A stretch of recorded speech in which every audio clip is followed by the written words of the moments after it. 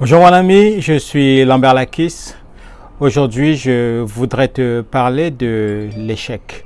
La dernière fois, dans mon dernier message, j'avais parlé de la peur d'échouer et j'avais reçu beaucoup de commentaires, beaucoup de feedback constructifs et c'est ce qui me pousse aujourd'hui à vous parler d'un sujet très intéressant, toujours sur l'échec.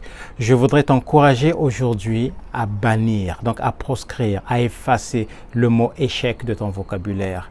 Parce que à cause de l'échec, à cause de la peur d'échouer, beaucoup de gens ont manqué leur bénédiction. Beaucoup de gens vivent en deçà de leur potentialité aujourd'hui. Beaucoup de gens n'entrent pas dans le plan de Dieu pour leur vie. Beaucoup de gens ont peur de répondre à l'appel de Dieu dans leur vie parce qu'ils ont peur d'échouer. Alors, je voudrais vous encourager à ne pas être comme cette personne-là dans la parabole du talent qui avait reçu un seul talent et qui avait décidé de l'enterrer parce qu'il avait peur. N'ayez pas peur, les amis.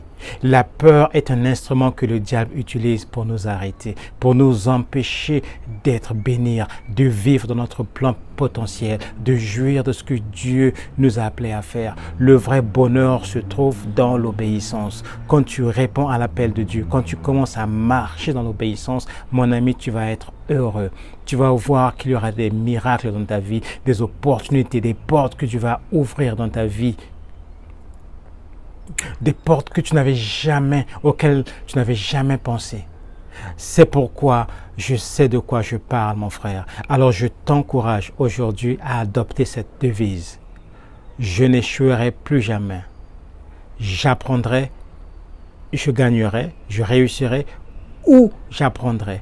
Donc, je n'échouerai plus jamais.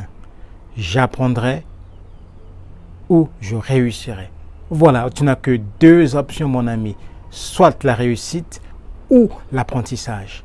Adopte cette devise dans ta vie. Et pour cela, je te donne une clé pratique pour pouvoir le faire. Commence à te voir comme Dieu te voit. Change ton image de soi, mon ami. Change la façon de te voir. Parce que aujourd'hui, je peux te dire que notre image de soi est teintée par la manière, parce que nous pensons de nous, par les paroles abaissantes, négatives que les gens nous ont adressées. Notre image de soi est teintée par notre statut social. Comment tu te vois? Quelle est ta place dans cette société? Quand tu es un tout petit dans la société, tu te vois petit, alors tu as peur d'oser, tu as peur de voir grand, tu as peur d'essayer. Tu te dis, c'est une peine perdue. Qui va m'ouvrir cette porte? Qui va m'accorder cette opportunité? Tu es un enfant de Dieu, mon ami. Vois-toi comme Dieu te voit. Tu n'es pas ce que les gens pensent que tu es. Tu n'es pas ce que tu penses que tu es. Tu n'es pas ce que le diable dit que tu es non plus, mais tu es ce que Dieu dit que tu es. Alors, que dit Dieu de toi? Qu'est-ce que Dieu dit de toi? Tu as les réponses dans la Bible. Je t'encourage à aller creuser. Lis les psaumes, lis le livre d'Éphésiens, l'épître de Paul aux Éphésiens. Tu vas découvrir beaucoup de promesses. Ce que Dieu dit de toi. Mais ce que je peux dire aujourd'hui, c'est que tu es un enfant de Dieu, tout croyant. Quelqu'un qui s'est repenti sincèrement de ses péchés, qui a mis sa foi en Jésus, en l'œuvre accomplie par Jésus à la croix et en sa résurrection, est un enfant de Dieu. Et à tous ceux qui l'ont reçu, il leur a donné le pouvoir de devenir enfants de Dieu. En tant qu'enfant de Dieu, les promesses de Dieu sont pour toi. En tant qu'enfant de Dieu, tu n'es pas n'importe qui, mon ami, parce que l'Esprit de Dieu est en toi. Le même Esprit qui était en Jésus habite en toi. Alors il y a un potentiel illimité en toi. Arrête de te voir petit, arrête de te voir comme les gens te voient, ou arrête de te voir comme tu te vois toi-même et commence à te voir comme Dieu te voit. Et tu vas voir, mon ami, les changements qui vont se produire dans ta vie. Il y aura en toi une confiance, tu n'auras plus peur d'oser. Quelqu'un dit que le plus grand risque était de ne rien risquer. N'arrive pas à la fin de tes jours avec une liste de regrets. Fais, ose. Et quand tu échoues, tire des leçons, apprends. Donc l'échec va devenir une occasion d'apprentissage. Si les gens te disent que tu ne vas jamais connaître des échecs dans ta vie, c'est un mensonge.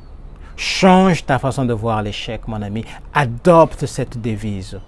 Je n'échouerai plus jamais. Je réussirai ou j'apprendrai. Je n'échouerai plus jamais. Je réussirai ou j'apprendrai. David, dans le livre de Samuel, je crois que c'est 1 Samuel 9, à partir du verset 1, David a dit à ses serviteurs, « Y a-t-il encore quelqu'un dans la maison de Saoul à qui je pourrais étendre ma miséricorde ?» On lui a dit qu'il y avait Méphibosheth, fils de Jonathan. Et David, le roi David, fit venir Méphibosheth. Et lorsque Méphibosheth était arrivé, il s'est prosterné aux pieds de David. David lui a dit que je te ferai du bien, je te rendrai les terres de ton grand-père Saoul, et tu mangeras désormais à ma table. Première réaction de Méphibosheth, au lieu de dire merci au roi, il dit quoi?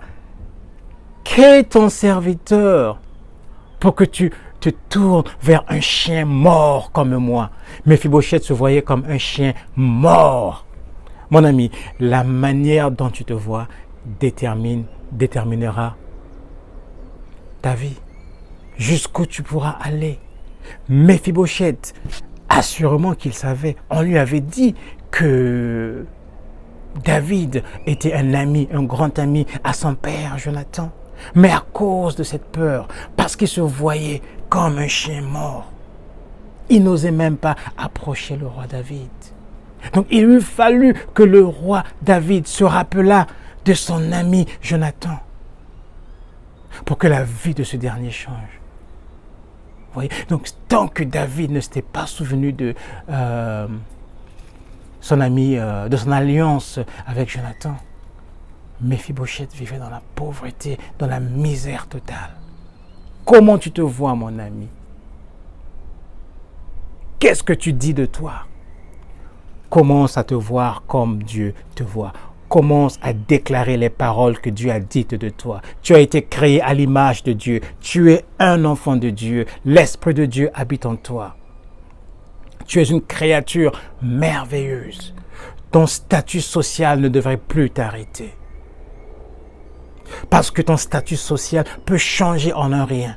En un jour, le statut de Méphibosheth avait changé. En un jour, le statut de Joseph a changé de prisonnier à la deuxième personnalité du royaume d'Égypte. Il était devenu le premier ministre d'Égypte. En un jour, ta destinée peut changer. Alors, ne t'arrête jamais au présent. Vois-toi comme Dieu te voit. Déclare ce que Dieu dit de toi. On a aussi l'exemple des 12 espions que Moïse avait envoyés. Moïse avait envoyé espionner la terre promise de Canaan. Quand ils sont revenus, 10, ils avaient tous vu des géants. Mais le rapport de 10 espions était quoi? On a vu des géants et on était comme des sauterelles à leurs yeux. N'allons pas, ils vont nous écraser. Mais les deux autres, Josué et Caleb, ont dit quoi? Allons-y, Dieu va nous donner la victoire. Nombre 13 et 14, les deux chapitres-là, lisez-les, vous allez voir. Et qu'est-ce que Dieu a dit? Il sera fait comme selon vos paroles. Caleb et Josué étaient entrés dans la terre promise et les 10 autres n'étaient pas entrés.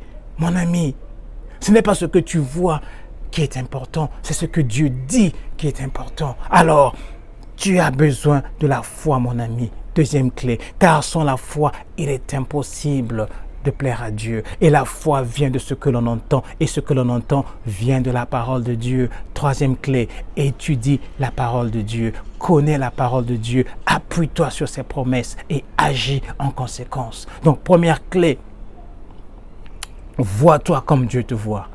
Ça, c'est ton image de soi. Deuxièmement, aie la foi, crois aux promesses de Dieu.